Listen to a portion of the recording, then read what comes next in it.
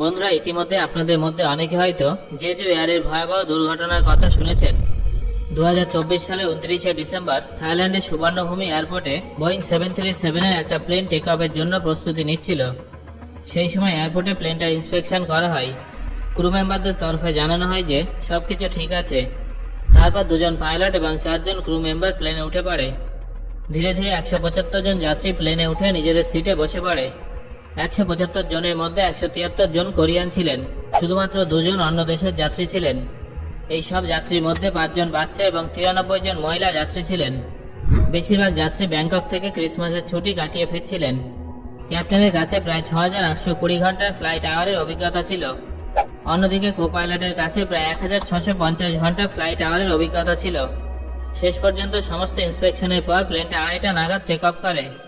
এই প্লেনটা ব্যাংকক থেকে টেক অফ করে সমুদ্রের দিকে এগিয়ে এই ভয়ে ঘুরে গিয়ে মুয়ান ইন্টারন্যাশনাল এয়ারপোর্ট সাউথ কোরিয়ায় পৌঁছানোর কথা ছিল। বেশিরভাগ সময় রাতের দিকে সাধারণত সমুদ্র পথেই প্লেন ফ্লাই করার নির্দেশ দেওয়া হয়, কারণ রাতে বেশিরভাগ মানুষ ঘুমিয়ে থাকে আর কারোর ঘুম যাতে নষ্ট না হয় সেটাও অ্যাভিয়েশন রুলের মধ্যেই পড়ে। তাই সুযোগ থাকলে সমুদ্র পথেই প্লেন ফ্লাই করতে হয়। কয়েক ঘন্টার মধ্যে এই প্লেনটা সাউথ কোরিয়ার এয়ার স্পেসে চলে আসে। চারিদিকে ভোরের আলো ছড়িয়ে পড়ে। তখন সময় ছিল সকাল 8:50। প্লেন কোনো সমস্যা ছাড়াই এয়ারপোর্টের দিকে ল্যান্ডিংয়ের জন্য এগিয়ে যাচ্ছিল। আশেপাশের পরিবেশ মনোরম ছিল, হালকা হালকা মেঘ ছিল। তখনই কোরিয়ান এটিসি রেডিও কল করে জানায় যে প্লেন সাবধানে ল্যান্ড করতে হবে, কারণ এয়ারপোর্টের কাছাকাছি অনেক পাখি দেখা গেছে। আসলে এলাকায় অনেক সময় পাখিদের দেখা যায়। এখানে এয়ারপোর্টটা ছাড়াও আরো ছোট ছোট 13টা ডোমেস্টিক এয়ারপোর্ট আছে, যেখানে অনেক সময় দলবদ্ধ পাখিদের দেখা যায়। সচরাচর এই পাখিগুলো প্লেনের সাথে ধাক্কা খায় না। এটিসি কিছু দলবদ্ধ পাখিদের দেখে এবং জেজু এয়ারকে বিষয়টা জানায়। তার প্রায় 3 মিনিট পর পাইলট ভীষণ ভয়ের সুরে জানায়, মেডে মেডে মেডে, প্লেনে ইমার্জেন্সি তৈরি হয়েছে, ইঞ্জিন ফেল হয়ে গেছে। এটিসি যখনই মেডে শব্দটা শুনতে পায়, এটিসি সবকিছু ভুলে গিয়ে শুধুমাত্র সেই প্লেনটার দিকেই ফোকাস করে যেখান থেকে মেডে কল আসে, কারণ মেডে মানে বাঁচাও নয়তো মরে যাব। এটিসি দ্রুত এয়ারপোর্টে হাই অ্যালার্ট জারি করে দেয়। দমকল কর্মী, অ্যাম্বুলেন্স, উদ্ধারকারী টিম সবাই ঘটনাস্থলে পৌঁছে যায়। সেই সময় প্লেনটা ধীরে ধীরে একটা ইঞ্জিনের সাহায্যে নিচে নামতে থাকে, কিন্তু প্লেনে আরো কিছু সমস্যা দেখা দেয়। পাইলট ল্যান্ডিং গিয়ার ডাউন করলেও ল্যান্ডিং গিয়ার নিচের দিকে যাচ্ছিল না। অন্যদিকে প্লেনটা ক্রমশ রানওয়ের দিকে এগিয়ে যাচ্ছিল। শেষ পর্যন্ত পাইলট গো অ্যারাউন্ডের সিদ্ধান্ত নেয় এবং ল্যান্ডিং প্রসেস থামিয়ে প্লেনটাকে সামনে নিয়ে গিয়ে পুনরায় প্লেনটাকে ঘুরিয়ে বিপরীত দিক থেকে প্লেনটাকে ল্যান্ড করার পরিকল্পনা করেন। সেই সময় তিনি একটানা ল্যান্ডিং গিয়ার ডাউন করার চেষ্টা করছিলেন, কিন্তু দুর্ভাগ্যবশত প্লেনের চাকা খোলেনি, যার ফলে প্লেনটা বেলি ল্যান্ডিং করে। প্লেনের ইঞ্জিন ফুয়েললেস ভাবে রানওয়ের দিকে এগিয়ে যায়। সমস্ত চাকা বন্ধ থাকায় প্লেনটাকে আটকানোর জন্য ব্রেকও করা যেত না। হয়তো এই জন্যই রানওয়ে শেষ হওয়ার আগে এই প্লেনটা থামতে পারেনি এবং রানওয়ে পেরিয়ে বাইরের একটা কংক্রিটের দেয়ালে গিয়ে ধাক্কা খায় এবং তারপর সবকিছু আগুনের গোলায় বদলে যায়। এই আগুনের শিখা এতটাই ভয়ানক ছিল যে 181 জন মানুষকে জীবন্ত জ্বালিয়ে দেয়। দুর্ঘটনার সময় সেখানে প্রায় 490 জন দমকল কর্মী, 340 জন মিলিটারি সেনা, 455 জন পুলিশ অফিসার উপস্থিত ছিলেন। তা সত্ত্বেও এই আগুনটা নেভাতে 43 মিনিট সময় লেগেছিল।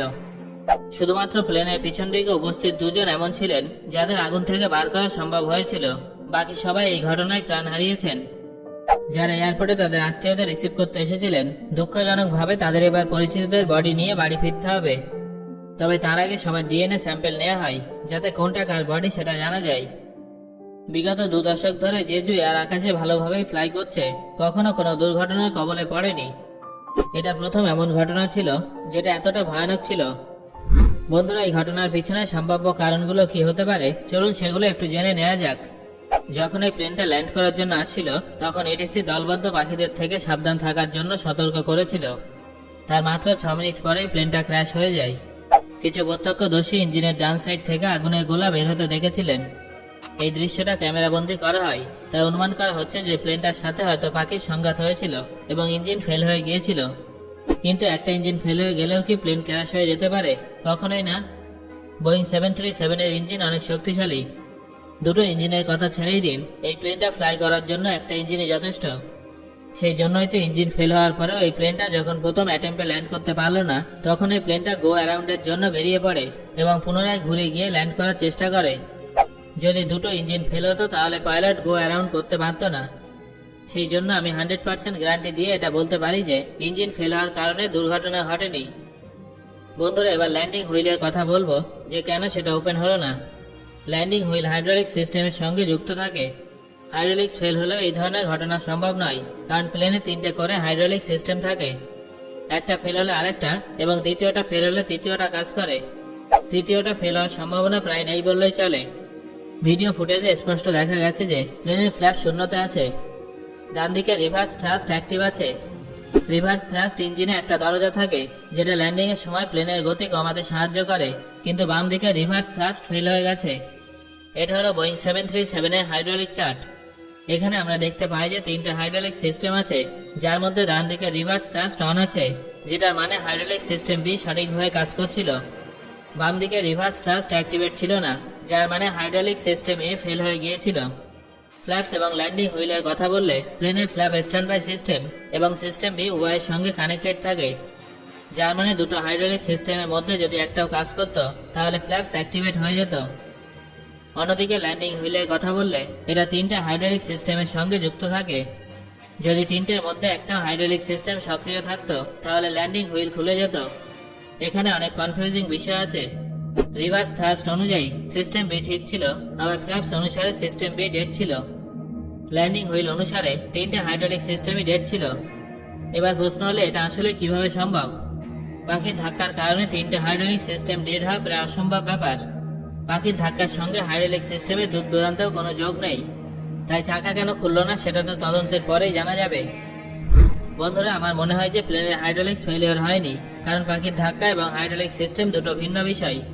প্লেন ল্যান্ডিং এর সময় আমরা দেখেছি যে প্লেন একদম স্মুথ ভাবে ল্যান্ড করছে, যার মানে প্লেনের সমস্ত কন্ট্রোল একদম সঠিকভাবে কাজ করছিল।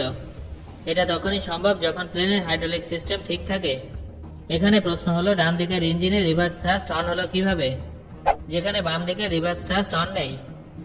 বন্ধুরা আমার মনে হয় পাইলট প্লেনটাকে বেলি ল্যান্ডিং করানোর জন্য ইঞ্জিনটা অফ করে দিয়েছিলেন। এই ধরনের ল্যান্ডিং এ রিভার্স থ্রাস্ট ব্যবহার করা হয় না। আমার মনে হয় পাইলট চেষ্টা করেছিলেন যাতে দুটো ইঞ্জিনের রিভার্স থ্রাস্ট বন্ধ থাকে। যেহেতু একটা ইঞ্জিনে পাখি ধাক্কা খেয়েছিল তাই ভুলবশত প্লেনের রিভার্স থ্রাস্ট অন হয়ে গিয়েছিল। আবার এমনও হতে পারে যে পাইলট দ্রুত ল্যান্ডিং এর চেষ্টায় প্যানিক করে ভুল স্টেপ নিয়ে ফেলেছিলেন। বেলি ল্যান্ডিং এর সমস্ত প্রসেস ফলো করে প্লেনটাকে ল্যান্ড করানো কিছুটা সময় সাপেক্ষ ব্যাপার, যেটা 2 থেকে 5 মিনিটের মধ্যে সম্ভব নয়। তবে এক্ষেত্রে এই প্লেনটা সকাল 9টার সময় প্রথমবার ল্যান্ডিং এর চেষ্টা করে, তারপর 5-7 মিনিটের মধ্যেই গো অ্যারাউন্ড করে ল্যান্ড করে এবং ক্র্যাশ হয়ে যায়। বন্ধুরা এই মুহূর্তে এই প্লেনটার ক্র্যাশ হওয়ার পিছনে আসল কারণ কি সেটা নিশ্চিতভাবে বলা সম্ভব নয়। সমস্ত কিছু অনুসন্ধান এবং পরীক্ষা নিরীক্ষার পরেই জানা সম্ভব। তবে আপনার কি মনে হয় এই প্লেনটার দুর্ঘটনার পিছনে আসল কারণ কি হতে পারে সেটা অবশ্যই আমাকে কমেন্ট করে জানান।